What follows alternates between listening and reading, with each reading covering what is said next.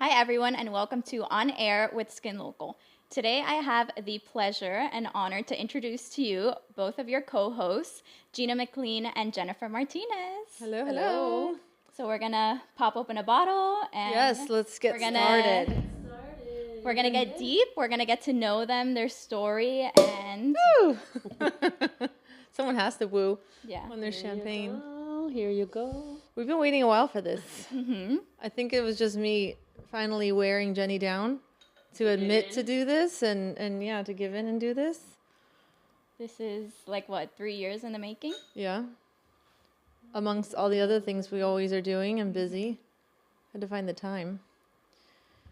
But I think it's important. I think it's awesome. Cheers. I was looking, making sure my glass was clean. It's clean. We're good. Okay. Thank you. Cheers. Cheers, ladies. guys. Cheers to everybody. Cheers. Thanks for tuning in. Okay. If you're at home, pop open a bottle and Have a Join glass us, of join wine. us. Join us. okay. Yep. So, Gina and Jenny are the founders of SkinLocal, for those of you that don't know. It's a boutique aesthetic practice here in Miami, and it's your local spot for all things skin, wellness, lasers, everything. So I want to know your story. I want to know how you guys started. First off, when you were little, what did you want to be when you grow up? So I think I always knew I liked medicine. When I was little, my dream was to be a cardiologist, and then I wanted to be a surgeon. I always liked medicine. I kind of like to work with my hands and do like procedures, and I thought, okay, being a surgeon would be cool because I get to operate and help people, and that's kind of what led me into the medical field. And I always wanted to be a vet. I think since as early as I can remember. I always liked animals. Still in the medical field, helping animals. My parents bred and raised dogs, so I would see their puppies and nurse them and see the births. And so that might have had some influence, but I definitely knew I liked medicine, but I leaned more towards animal medicine. And then it wasn't until later that I was thinking people medicine. Yeah. And for those of you that don't know, Gina has a whole farm at home. I do. And living my little vet And she dream. is a vet now. Yeah, She's she her is a own vet. veterinarian. Pretty for much, her actually. McLean farm. I definitely know how to treat them. But it's not that different from human medicine, really. Just dosing it different. But yeah, and then I didn't actually even think about people medicine until college. That's how long I wanted to go to vet school. And I went to the University of Florida and realized there's only one vet school in all of Florida, and that's at UF. So very difficult. And I think still till now, competitive. and I was such a homebody. I was terrified to go away. So I'm like, okay, maybe I should shoot my shot with people medicine. That way, if I get into school, I can stay in Florida. And that's actually when I changed. So all the way to college.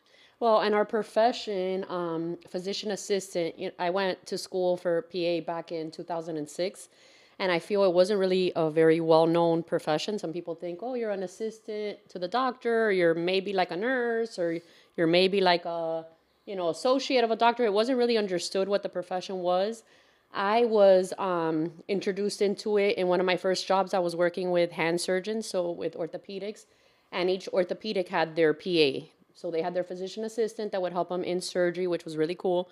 They got to do all the little, cases and, fix different fractures and put in pins and take out pins. So I thought that was cool that, the PAs got to do procedures as well and practice medicine. So that kind of led me into the PA profession. And then one of my electives while I was in the PA program was dermatology, which once you get into the derm field, you are never getting out of it. There's no going back.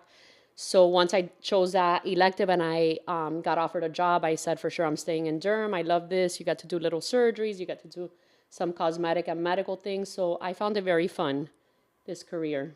And I was actually dating a guy in college, and his dad was a doctor. He was the head at Sarasota Memorial. And he was seeing my journey and doing all these prerequisites to get into med school. And he told me, he goes, why are you going to med school? Just go to PA school. And I'm like, what's PA? So I actually also had absolutely no idea what a PA is. And he's like, shorter, faster, and depending on the specialty you want to do, you're going to be able to do everything you want to.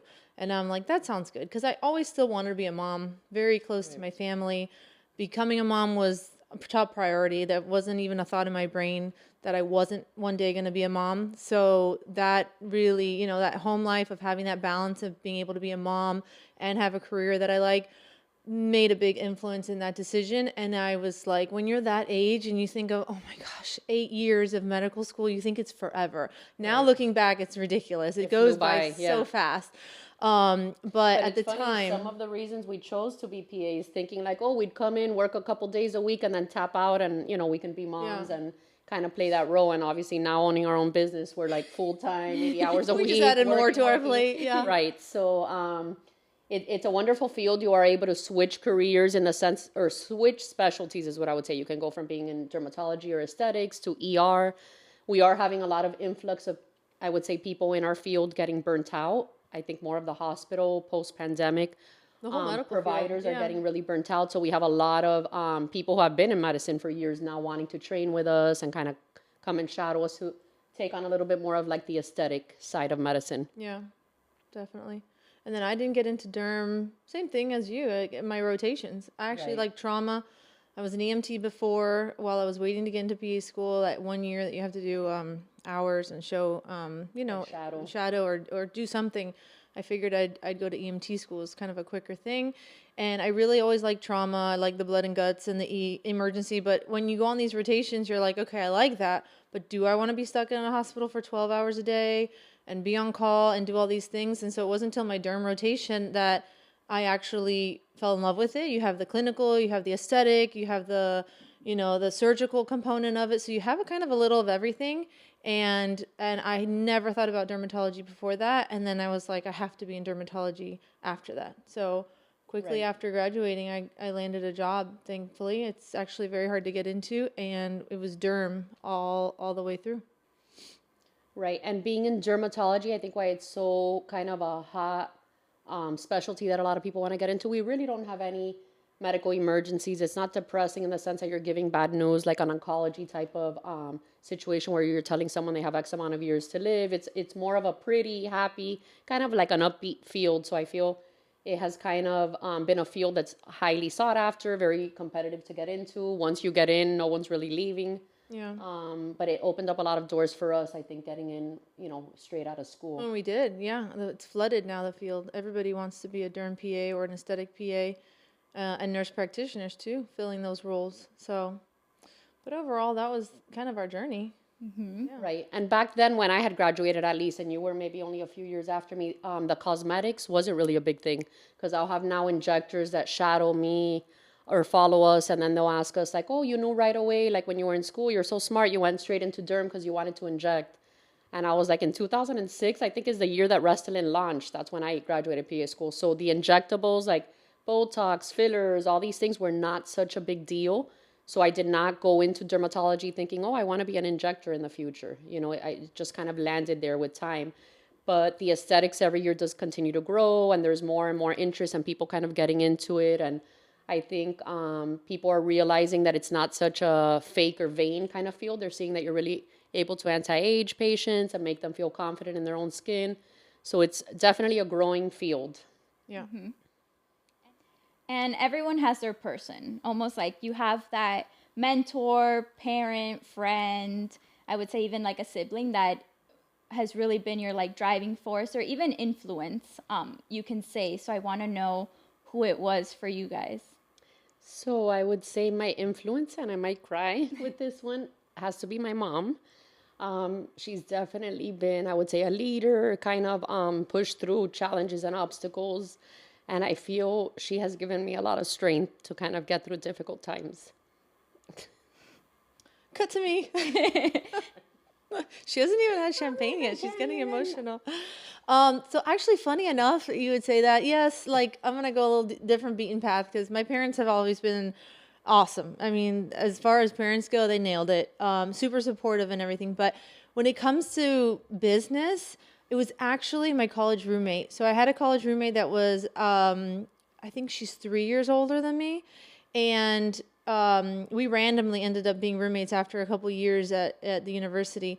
And she was so business minded. She already had gotten a down payment for an apartment and investing. I just looked at her like, plus she was like a computer geek. Whatever her major was, I still can't tell you. And I still don't know what she does to this day. And she's one of my best friends. But she's one of these people, they fly you in, and she has this whole computer system for these huge companies. So she's very smart. I looked up to her, and just the way that she just had a plan of going forward in being a woman in a business, I don't know. That to me, I think I always looked to her and said, what would be the right move here? And we were in totally different avenues of our life. But I never had a big sister. I have 2 big brothers. And I think that having that woman figure at the same age, almost relatable, but still kind of like one notch ahead, was what drove me to start pushing myself. And she was really a great influence. So that was Nina. Nina, shout out. Do you guys think if you wouldn't have had these relationships or individuals, life would have turned out the same? Or I mean, I think seeing that you can push through all sorts of obstacles, you can be a single mom, very little income and still provide a good living for your kids and come out ahead. I think just showing that challenges don't really mean that you aren't able to achieve your dream. There's more, obstacles to get there, but I think it just makes you a stronger person. Yeah, I think you're cut from a cloth, and then obviously what you're exposed to is going to affect you through your life. But if you're lucky enough to have, a good support system when you're little, I think that then solidifies the type of character you are. And I mean, we have girls working for us that are single mothers and have come from nothing, and they're amazing. They don't take any excuses. They don't show up late. They make it work. And you can say that people who've had it all or people who've had nothing sometimes still end up in the same spot. So I think there is something to be said to their character and each person's character. And I don't know any different. I don't know what would have been different. I might have gotten it from somewhere else. But I've always been a very headstrong person and wanted my way. So I can honestly say I don't think so. I think I still would have ended up somewhere in the same vicinity. Mm-hmm. Yeah. Okay. And if you could go back and give your 18-year-old self a piece of advice, what would it be? Mine would be not to be so scared. I was always a rule follower. I probably should have broken more rules along the way. But yeah, I might have gone to vet school. And I think, you know what I mean? Like, I think I still would have been just as happy.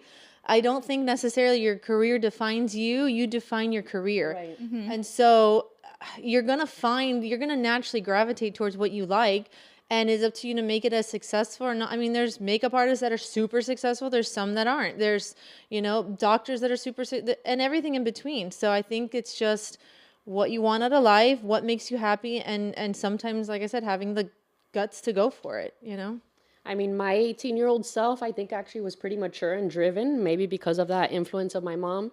But I think at that age, I definitely partied. I definitely experienced, a lot of things. I wasn't such a nerd, I would say, or so nervous to try things. But at that time, I think I was studying hard, pushing forward, and my friends were all partying more than I was.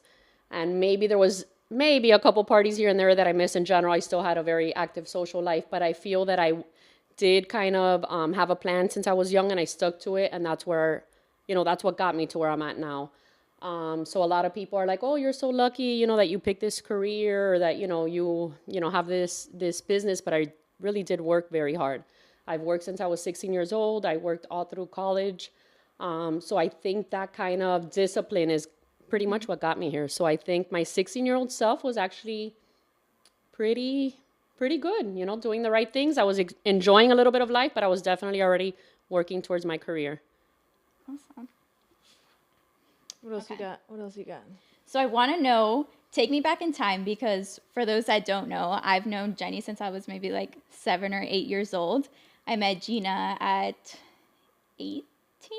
Yeah. 18. I think I was going to turn 19.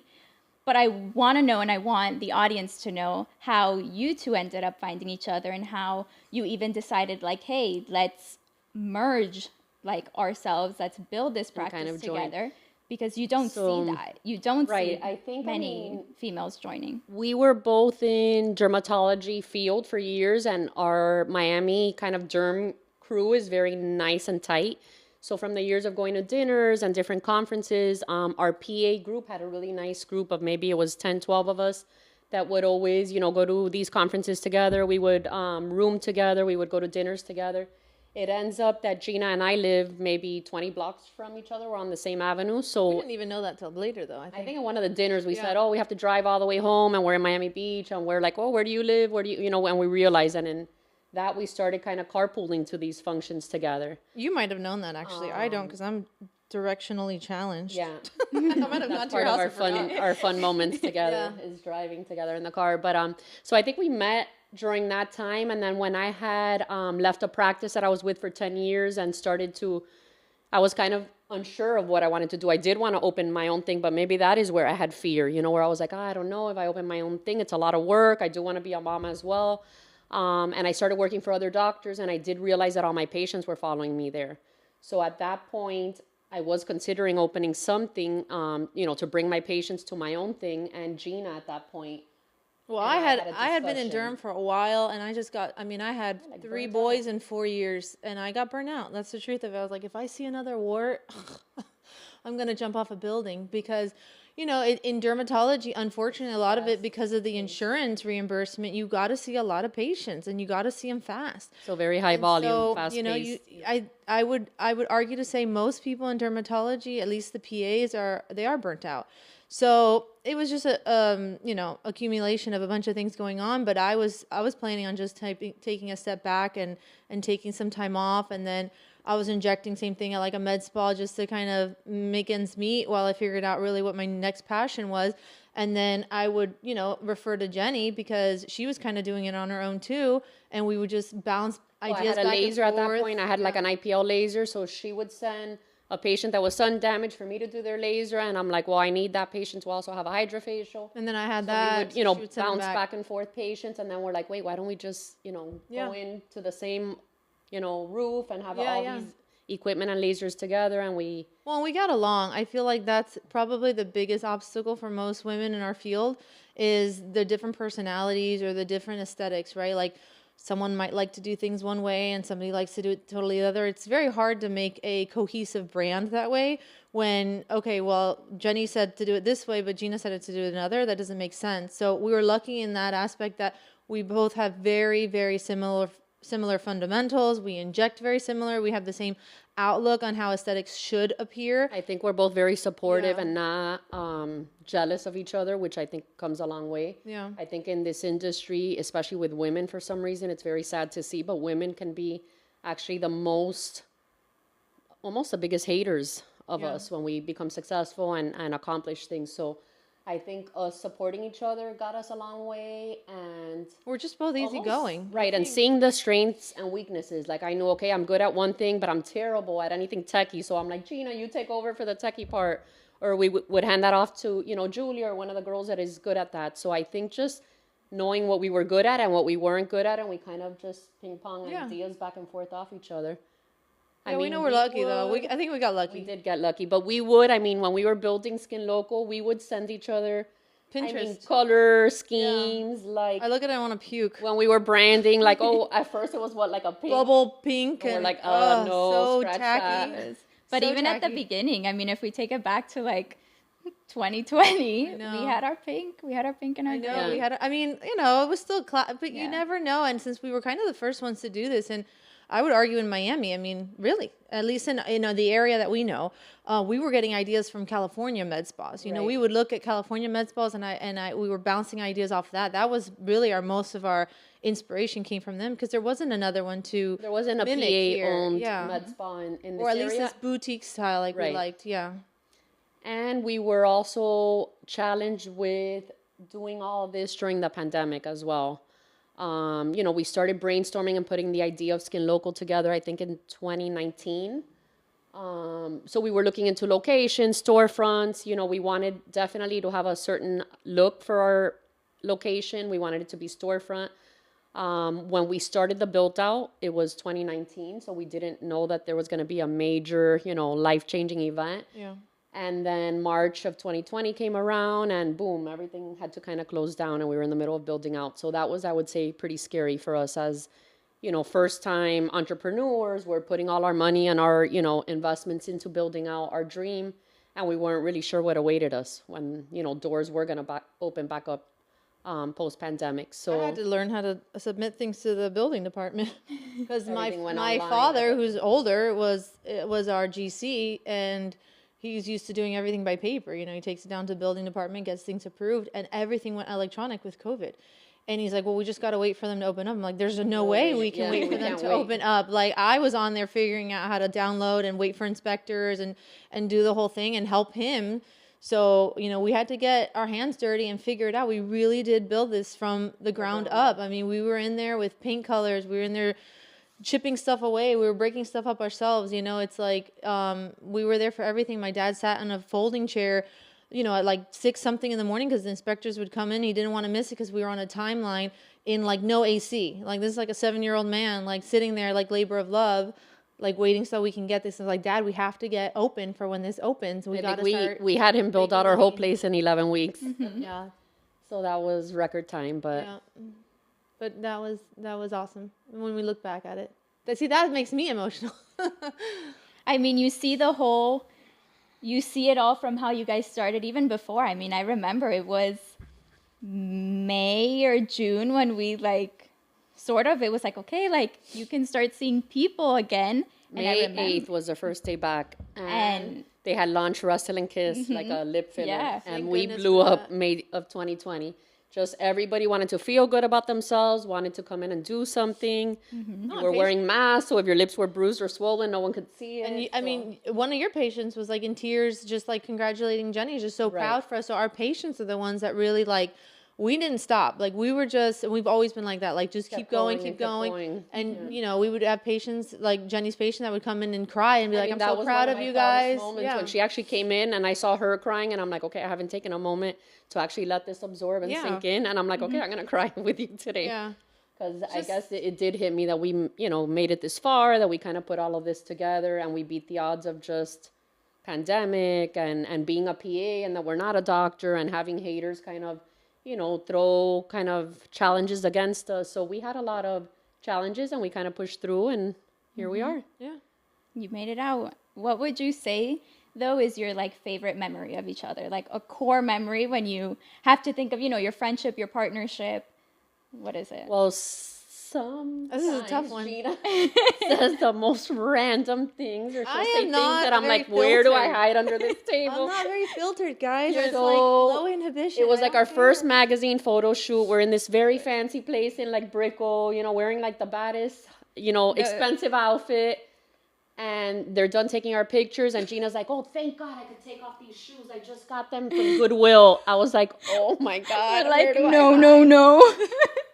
They were $5 and it just looked pretty for the picture. I'm not going to wear those things, you know? It's like, Yeah, I would say those are fun moments. Just I'm mortified, you guys. I know. Julia went white. She was like, I can't believe you just said that. I mean, it was I like hid in the closet. It I was went into it the was our closet and hid. big, like, you know, it was the first like magazine issue. Like I PR'd that so hard. I was like ready. Like we went outfit shopping. Like it was a, you know, we look back and those are the things that I always like reminisce because it's like when you're in the moment, sometimes you forget to like like absorb it and let it really, sink like, in. take it all in. Yeah. But you know, we finished. Like hair is awesome. Like can't wait to see the pictures. And Gina just kind of was proud to show off her Goodwill Yeah, purchase. I thought that was something to be proud of. I guess it just wasn't with the right audience. What can I say? But I mean, we're both just down to earth. So I don't feel like, I don't know. That's just how I roll. I'm never going to change.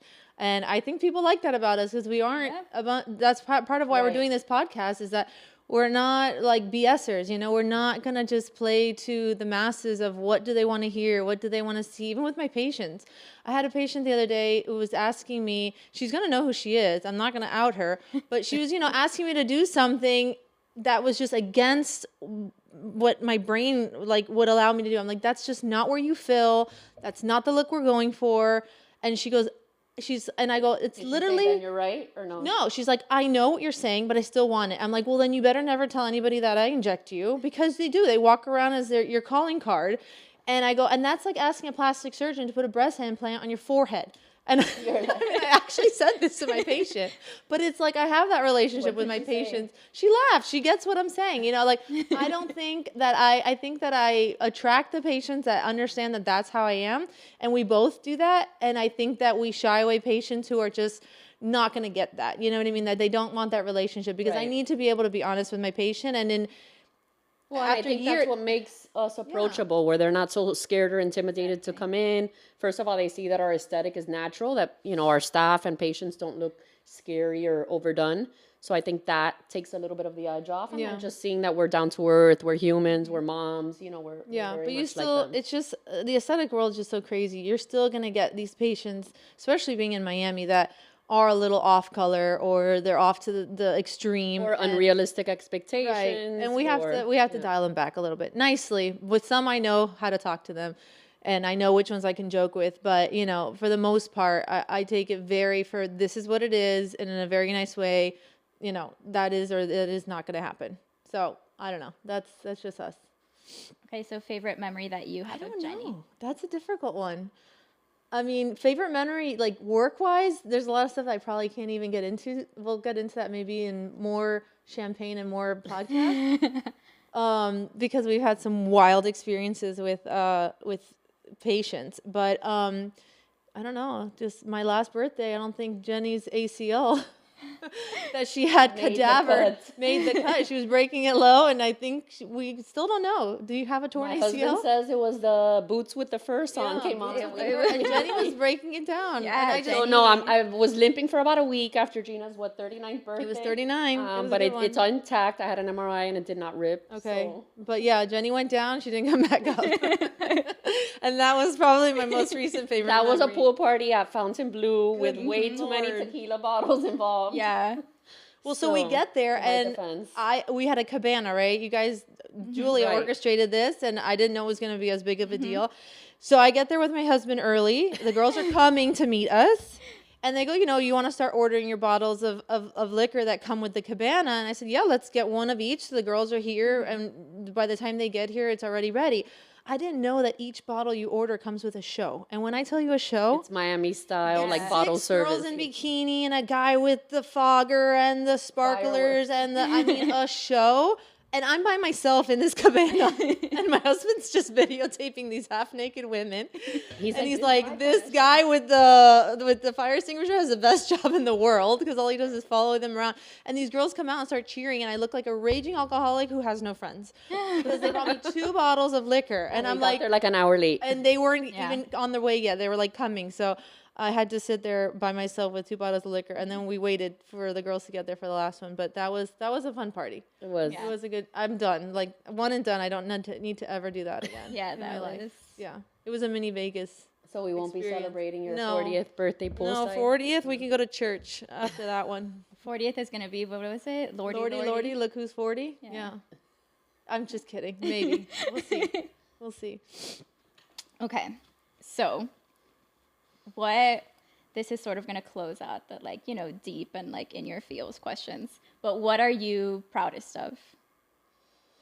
If you look back, like if we look back from today all the way back. I mean, I would say I'm proudest of not only everything we've built together as far as like a physical office, but almost a community that we have built.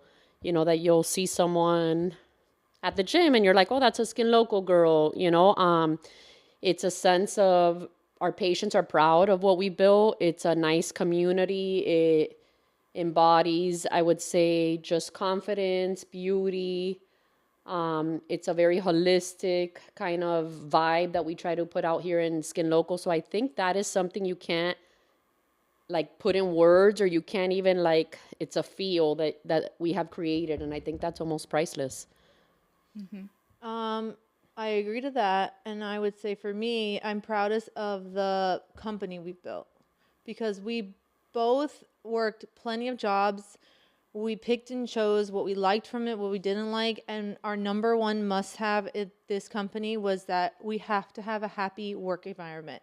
Everybody that works for us has to truly get along and be happy, and we don't just say that. We literally be happy to work here. Have that, yeah. And I don't want to go to a place where everybody's miserable or I'm miserable every day, because we spend more time with our work family than with our real family. And so that was number one for Jenny and I. It's like, if there's a bad vibe or there's somebody that's just not, you know, working out, they're going to be out, because how can you live that way, you know? And I feel like a lot of people do get stuck in jobs where they're like, well, it pays the bills, but I'm just miserable. When you look back, you're like, really, how long you're How gonna, many years of your life being, you know, or even if you come into the work with a good mood and you've got that one person who's just like this black cloud, it's like, here we go again. How many days are you in a bad mood? You know, it's like every day. So I think that that's what I'm most proud of, is that I really do like coming to work, and I can feel it from my employees. I feel it from the girls that they're truly happy here, and they make it feel like it's their home, their family. I can tell by the way they care for the office and how they care for our patients. It's an extension of Jenny and I. So I'm really proud of what we've created. And again, I still don't know how we're so lucky with some of the girls that work for us, that our we team keep is getting honestly, great. and when we get those compliments from patients, I would say that is a moment that I sit back and I reflect. We made a lot of really good decisions that, you know, got us to this point. But I think picking, you know, handpicking Julia, this is probably one of the best decisions we made, you know, bringing her on and entrusting that, you know, we can put her as a practice manager and building us up. So I think everyone bringing their strengths to the team and being okay with sharing it and being leaders, I think that's what's really gotten us this far. Yeah, definitely. And I think from your staff side, you guys, the fact that you really do trust us, and it's almost like, you know, you're giving everyone a little piece of something. They treat that like their baby, like SkinLocal's my baby. Yeah. Right. So everyone, I Feels can proud genuinely too. say that Yeah. they feel that passion and that drive. And I mean, And that's what's made us successful. Yeah. that's where the hustle is, really. Yeah. Right. No, it really is. We feel it and we know it. So we want to just keep instilling that in everybody that works with us. Yeah, definitely. Okay. So we're going to get spicy now. Okay, now Right. spicy. We're going to get Just spicy, myself. and we're going to talk about, you know, certain hot topics, what you think. Okay. This is But what I the would people want. say, yeah. And I would say, so in aesthetics, you'll hear a whole bunch of garbage, and I would say almost like brainwashing type of thing. Like some people will be like, oh, you know, because that lady had filler in her forehead and it just made her look, you know, horrific. And it's like, you mean her Botox was done a little bit too heavy. Or Botox on the lips. Exactly. Like, or even you just see, you know, some things really do set trends, and other things you're like, let's back away from that. So what's one thing you would say in aesthetics or derm or, you know, your profession that almost no one agrees with you about? Agrees with us about? Like we're the black sheep? That's a tough one. Almost you're like, your pivotal moment where you're like, no, I'm not, you know, jumping on the bandwagon. I'm not. Well, I think we have learned from trial and error, because we learned from mistakes we've made, that sometimes jumping on the hottest thing that has come out, oh, there's a brand new filler, oh, let me buy, you know, 50 boxes of it. Well, wait, we don't know what's going to really happen with that yet. Let's kind of like let other people test it out and then see what, you know, if it's a flop, if it's successful. So I think us, number one, being leaders in the industry as far as like trainers, we are able to get and play around with brand new products when they come out. But I think not being quick to jump on one and saying, oh, this is going to be amazing. Well, wait, we got to like kind of figure it out. Daxi, for instance, came out, which was a long-lasting muscle relaxer, like a longer-lasting Botox or Dysport. And I feel there was a lot of hate or negativity in the industry, but they didn't even give it a chance, you know? So I feel like we are scientists. We try the medication, and then we perform our own little experiment on it and see how long it lasted. And I would say in general, in our office, we did our little experiment. We got 6 months out of it. In general, I would say patients are happy with that. If we promise patients, oh, you're going to have the longest lasting one, or we're going to put a claim on 9 months, and we're selling ourselves short because we don't really know. So I think not promising certain things with products until we have tested them out ourselves and really knowing, you know, how they're going to fit into our boutique practice and how they're going to work on our patients. Yeah, I think just in general, that's how we go about everything we select, even skincare. Just because a new, you know, cream comes out, we'll have to say, okay, does this really fit our patient needs? Is there science behind this? Because we have had our patients for over a decade, a lot of them. So if you sell a patient something and it's terrible, especially if they spend a bunch of money on it, you've got to eat that. You know, you've got to face them, explain to them, oops, sorry, like that. It's not, so we take more pressure on making sure that what we're going to recommend is something that we've either tried ourselves or we've seen, like we're just not going to come out with, right, and that it works. Delivers results. We're not going to just come out with that. That's why actually we've shied away a little bit with body contouring devices. Right. Everyone asks like, oh, for cellulite, for this, that, and that. And I go, listen, all of the devices right now on the market for body, in my opinion, are suboptimal. I mean, it's just, you've got to have the right patient. They've got to be already lean, and the results And you may see 10% improvement right in an area, and you So- spend thousands of and dollars. they're very expensive. So I said, listen, when something works, trust me, I'll be the first one on the table. Like, I'm going to get it. But a lot of these things, we're not just going to offer it because another med spa offers it. And we always get that. I mean, we get questions daily. Cool sculpting. I've done cool sculpting. I've provided cool sculpting on a patient. I'm personally not a big fan. I think you see a little reduction. Some patients may get hypertrophy of the fat in that area.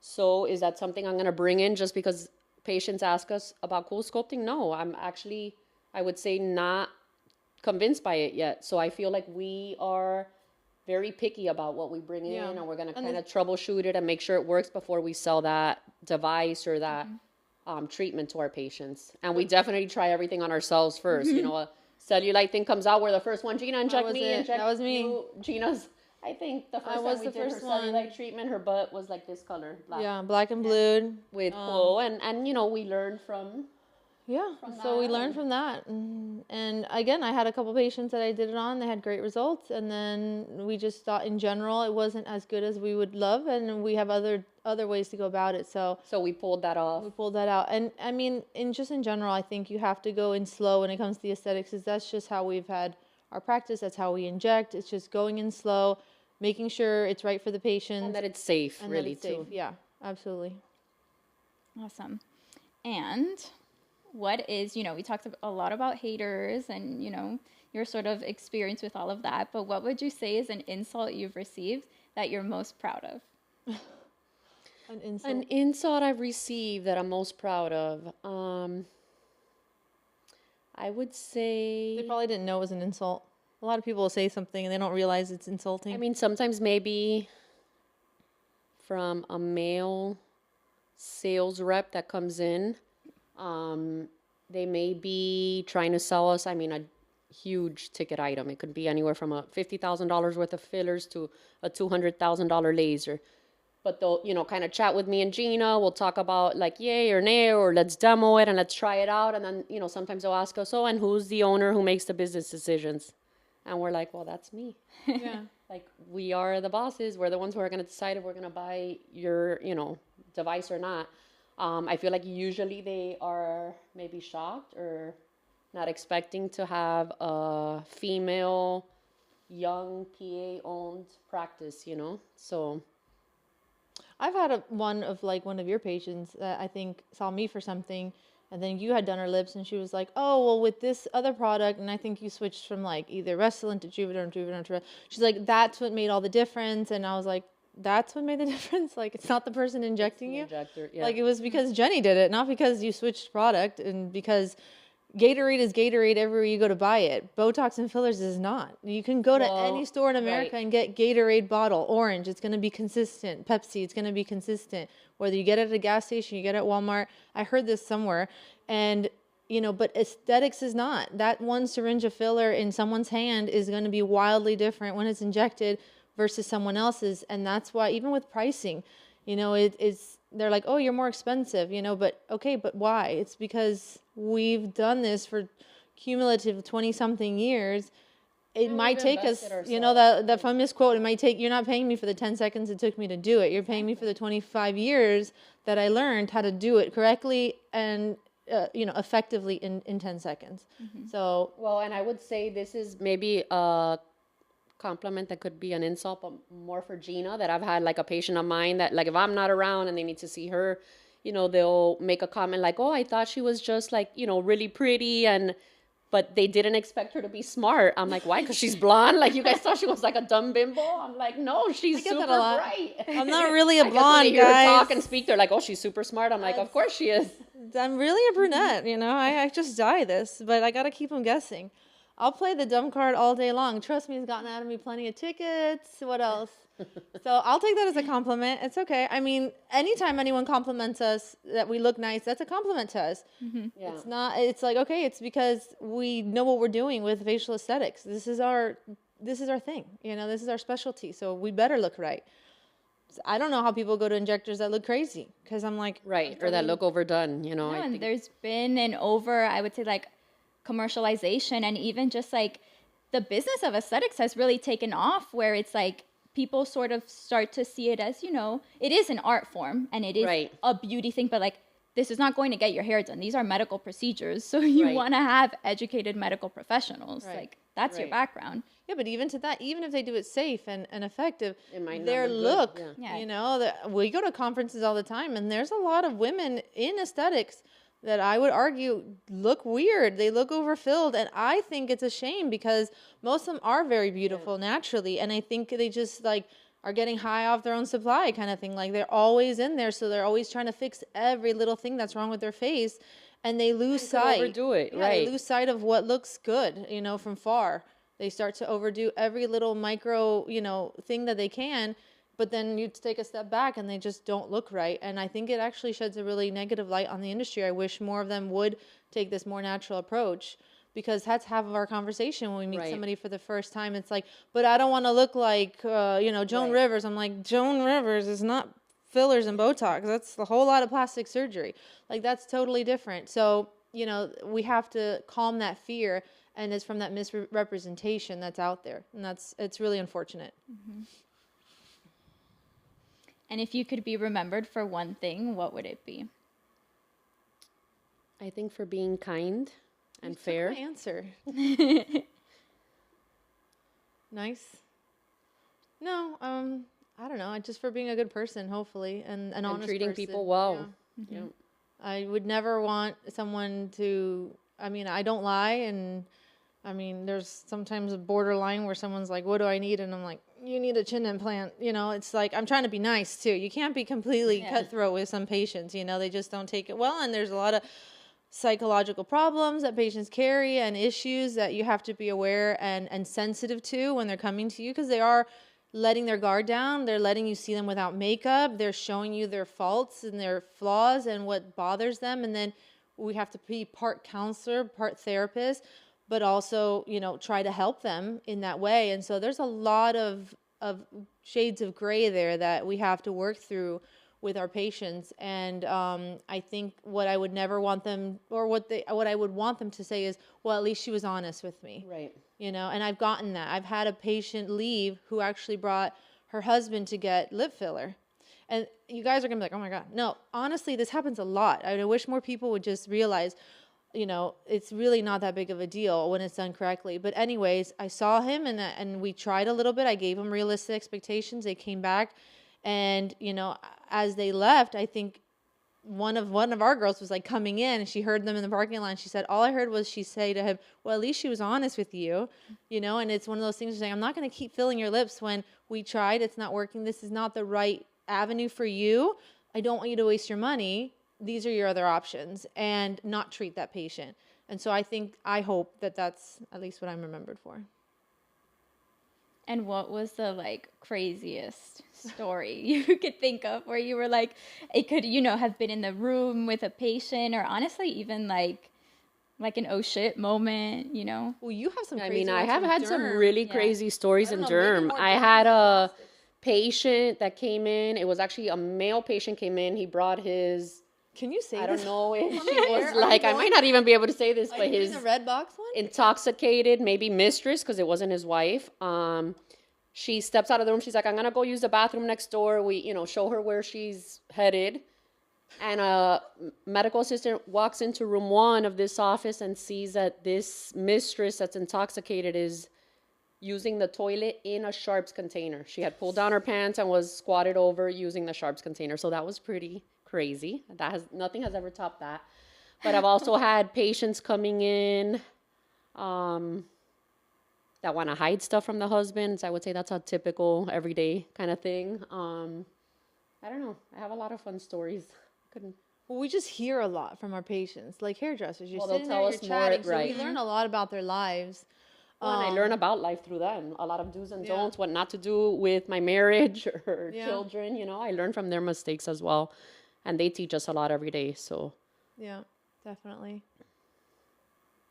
I can't think of. I'm like, oh my God, have a so lot many are more, going but I through my don't even mind. know. I know, that's a whole nother podcast. yeah. Yeah. I think we're gonna We have to do a crazy story. We have to do a craziest, but you Okay, don't but have, recently, have we you had don't one? have your one story. I mean, for me, it was the water incident. I will never get over that. I was don't know that one. mortified. I don't know that one.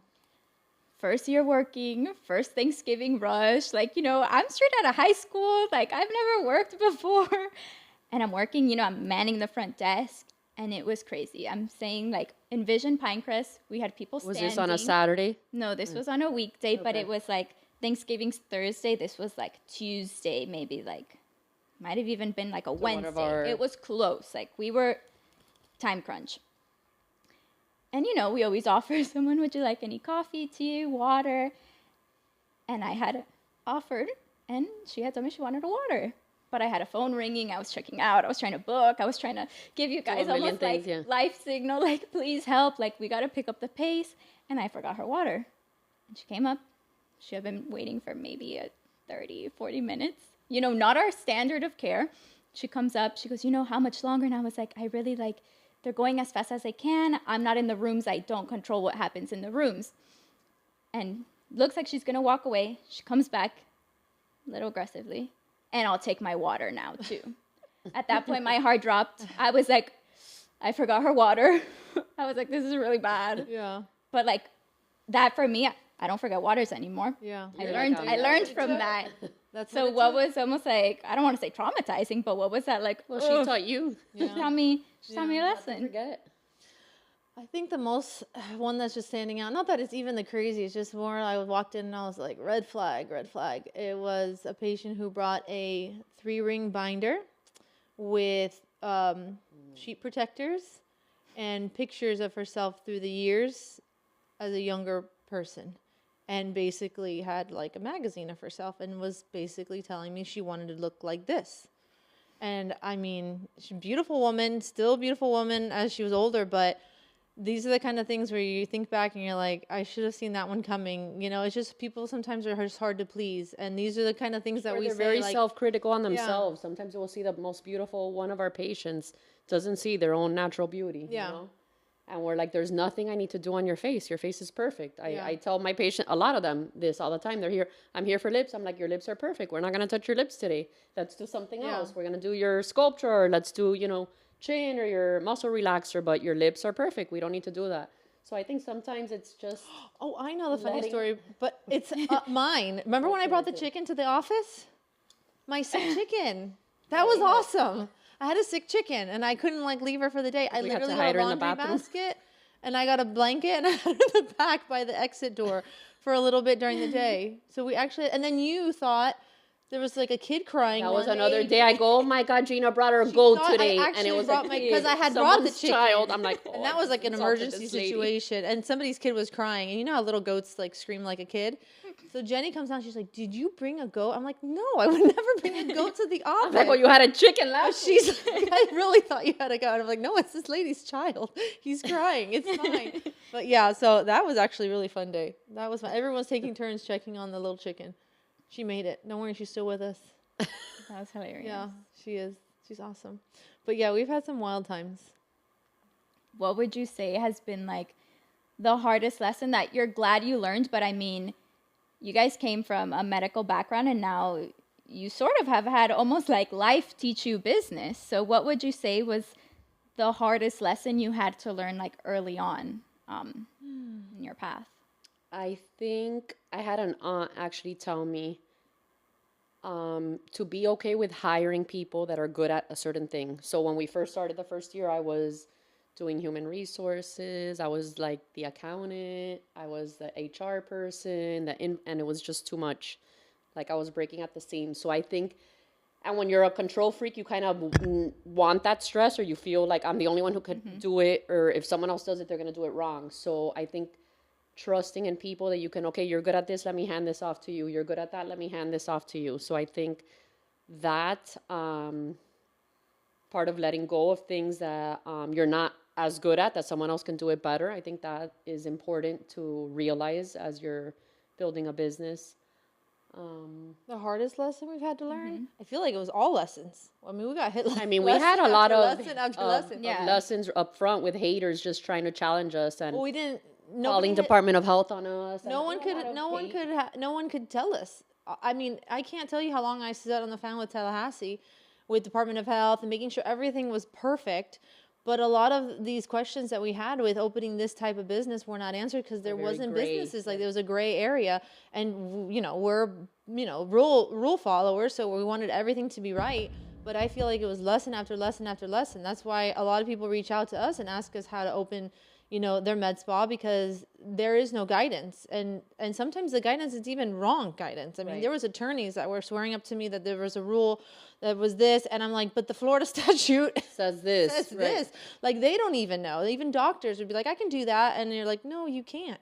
You know, so I think that there is really no one lesson. It was lesson after lesson for the first year, and then some. And we're still learning. You know, we're still learning every day, and we're trying to find out how to do things better and smarter in the business aspect, because you're not taught that in medical school. Or in any kind of med program, but it's a whole nother animal. So, you know, a lot of people come out of PA school and NP school, and they look up to us, and it's very flattering. They say, I want to open next week. Like, how do I do what you're doing? And I'm like, it took funny. us 17 years to get here. I don't know how many trainings, different jobs, different, you know, bosses. Like, go for it, but know what you're getting yourself into. It's not all, you know, rainbows and butterflies. And it doesn't happen overnight, I would say, for sure. It definitely did not happen overnight for us, even though people see that, and they see, you know, from the new business, but they don't know how hard we work and how long we worked before that. So it was a long time coming. Yeah. And what is one, I mean, even though that kind of touches on it, but what's one thing that it's like when you hear it, like about the industry, or, you know, even like just makes your blood like boil? Well, sometimes I feel that it's not real medicine. Right. When they see our industry, they're like, oh, it's so fake, or it's so vain.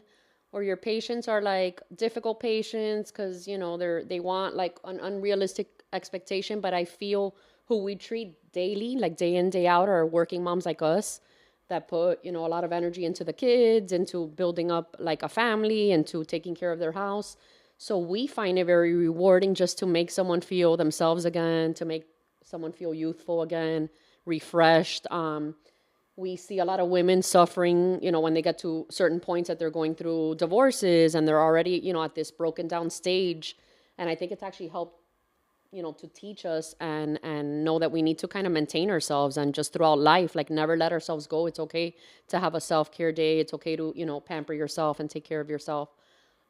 So I think that kind of misconception that our field is very vain and it's very fake, even some PAs will say, no, I don't want to go into that because I really do want to help people. Mm-hmm. Well, I do help people. I help people every single day, and I'm very proud of what I do. So I think that would be the one thing that kind of bothers me when people see it as a very vain, very fake kind of field. They think it's not medicine.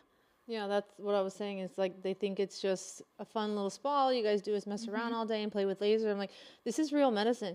You can really mess people up. There's been, you know, not to scare everybody that's listening to the podcast, but there's been stroke, there's been blindness, there's been occlusions, there's been a ton of things that happen in the hands of, and sometimes in really good injectors. There is risks, inherent risks with these medical procedures that people, you know, dust it off like this, like, oh, this light little, you know, area of medicine where it's just fun. And I'm like, no, we do anatomy, we do cadaver courses, we educate ourselves, we learn, we're constantly researching. We buy the products from the, you know, companies obviously can be more expensive, but in Miami we'll see people buying even just fake product, price shopping, like, oh, I can get my lips done over here for $300, but what are they really putting in your lips? Or they don't know how to solve an issue that they cause. Like, I'm a big believer, if I'm going to do something to you and the adverse reaction comes, I know how to solve it. I think a lot of injectors in our industry are just doing things that they don't even know what they don't know yet, which is why it's scary. There's this graph that shows, like, as an injector life, they say like the first year or two, you're like super confident. Then around like it's like year 5, all of a sudden you're super unconfident because you're like scared because you realize, things. Oh my God, the things we're getting close to and the things that we're doing can really hurt somebody. And then it's like not till like 10, 12 years where like the confidence level starts coming back up for an injector, to where it's quite true. They don't know what they don't know. I see Jenny and I constantly, I'll send her something on Instagram where I'm like, I can't believe they're doing that. They're literally doing it and filming it and putting it on Instagram. And they have I can tell they don't know the risks of what's happening in that video. I'm looking through it. I'm looking at all the risks. I'm like, it's just scary. And so the fact that people kind of knock it down as not a serious area of medicine would be probably the one thing that bothers me, because trust me when I say there's a lot of stress and thoughtfulness behind every pinch that we do. Even if we're chatting to you about something else, there's a million things going through our mind and what we're looking for and what we're doing. So there's a lot more to it than I think people give it credit for. Mm-hmm. I mean, to this day, I still don't know how you guys actively hold a conversation with someone as you're like, mid-injection. Like, you would think you like need to Well, we're thinking of a lot of things. Yeah. We're aspirating, we're looking at where the, gel is going, at blood flow, at color. Yeah. No, and that's part of the job. You actually have to talk to your patient. You can't just be quiet. Yeah. Maybe someone out there is. Let me know if you're an injector that's quiet. But, you have to actually be calming your patient at the same time. It's like someone, in the emergency room is bleeding or doing this. The nurse can't be freaking out. You need to stop that bleeding, but be calming the patient at the same time. Ours is the same. We have a lot of other things we're thinking of while we're keeping you happy, calm, and taking your nerves away. So there's a lot to behind the curtain that's happening. Yeah. Okay. And when you think of a time period where, it was just like you felt very stressed, or you just thought it was a very like rough patch. And almost looking back at it now, do you think it was like as big of a deal as you were making it back then? And what advice would you give to yourself? Well, I would say one of the stressful times say the in same my thing. career was probably when we first opened up, and we did have haters kind of reaching out to Department of Health and trying to say that we were unlicensed. And I'm like, these same people were trying to actually hire me a year or two ago. So well, no, I have a license. They just didn't like that I own my own business now and that I was across the street from them or whatever, the deal may be. But that, I would say, those haters put the biggest fire up my ass to work hard and prove them wrong. And even though now I'm like, oh, maybe I didn't have to work that hard, I'm like, no, that got me to where I'm at. So I'm glad that those haters put a little bit of that gasoline in my fire and made that spark up real big. So I was going to say the same time period, actually. Because, It was man, very that stressful stressed for me us. out. Yeah. Listen, when the health department comes and knocks on your door, it's a man in a uniform. They would literally look like the police. You're like, Yeah. oh, my God. If there's, like, a gauze in the wrong spot, am I going to jail? Like, what, it stresses you out, especially Well, people who actually care. We worked our whole life to Yeah. have these licenses. We're providers for our family. Yeah. So it was actually very sad to see that. A lot of I mean, women I on literally women have hate. everything. I mean, you guys know, but I mean, I'm like the biggest, and I have a couple family members that are attorneys, so, cut the bullshit, very by the people. book. Right? So I found out before, and I literally have like a binder that has everything like perfectly OCD organized. They're like, but as I Department of Health hand is it here, to the here. guy, I'm like shaking. I'm like, here you go. I'm like, is this? And then he's like, oh, I can have a little cafecito. And I'm like, oh. Well, and he acknowledged, he's like, this is probably one of the most beautiful practices Yeah. I've been into, the most well organized. He's like, they call me sometimes, to show up at someone's like garage because they're doing a dental office there. Yeah. So it was very insulting that we had gotten those calls. But but I think back it and I'm taught like, you me know a lot, what? and it got me to where I'm at We're now. doing So, everything by the book. We do everything right so that I can rest my head at night and sleep. I've got a million other things to worry about. I'm not going to do anything shady. I'm not going to do anything illegal. So, you know what? If they want to come. I think the guy's our friend now. I mean, he's come already, like 2, maybe Oh, I 3 love times? him. Yeah. So I love him. Like, He's our this best is friend. ridiculous. Yeah, I'm like, keep sending them because they're just going to be our friends. And because sometimes- we're the easiest inspection ever. Last time he came, like, it was just a yearly checkup. Like, Yeah. they Yeah. got to do it. We needed our certificate. Yeah. But I guess when we were opening this one, I, like, formally scheduled it with him. Like, we were prepared. He just came and then he's like, hi, friends. And, like, you still get that, like, oof, Right. Your heart's like, but then he's like, Yeah. why are you guys so scared every time I come? Like, you guys are perfect. Yeah, I know. So- It's just, that's like when you're driving and a cop pulls behind Yeah. you. Yeah. And you're still like, oh my God. You're like, It's I have my like, seatbelt on. Like, but- no, I didn't just decide to become a drug dealer today. I don't have drug, like, you're fine, but you still get nervous. Like, Yeah. that's just normal. So I think that, that was probably our, I think, most stressful patch, but not Right. our hardest patch. I mean, No, that's just stress. Yeah, that's just, Yeah.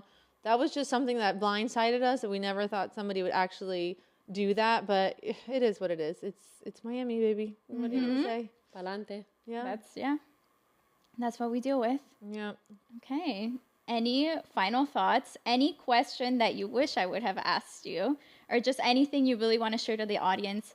I would say we really want to, our goal with this podcast is for them to get to know you. And even if like you're not in Miami, you know, you could be watching us from like New York or something, like I really want them to be immersed into this Skin Local culture, because that really is what sets us apart. And every, you know, compliment we get is that they feel a part of a community, and they love how unfiltered and honestly like embracing that you guys are. So what's something you want to share with the audience? I think going forward, what I wanted out of the podcast is to have that kind of relaxed conversation where patients and just people who are interested in the industry, even like husbands, you'd be surprised how many of the husbands, you know, like they follow me on social or they'll say something about, and they're like, oh, that was really interesting, you know, like Right. I think that just taking away that curtain, that unknown, and being just very real about the industry, so that patients get their questions answered and they're educated on these things. So when they come and they know, and even if they don't come to us, I want them to know what they're doing when they walk into a med spa, and what services are done and why and how, so that they can be safe and they can get the best treatment possible. I think just opening up that conversation is why I wanted this podcast to be launched. I think making our field approachable, easy to tap into, that it can look very natural. I feel in general, and mainly husbands have that perception of the very unnatural, overdone look. So I think if this podcast can kind of, you know, let people know that most people you see in Miami do have, you know, some type of injectable in. You can look very natural. It doesn't mean you have to look overdone. I think knowing that there is something for everybody here. If you're not into the injectables, we have laser devices that are very natural and holistic. We have facials, IVs, weight loss protocols. We're doing, you know, we want to tap more into, I would say, the anti-aging and peptides for the year to come in 2024. So maybe we get more of the husbands in with that.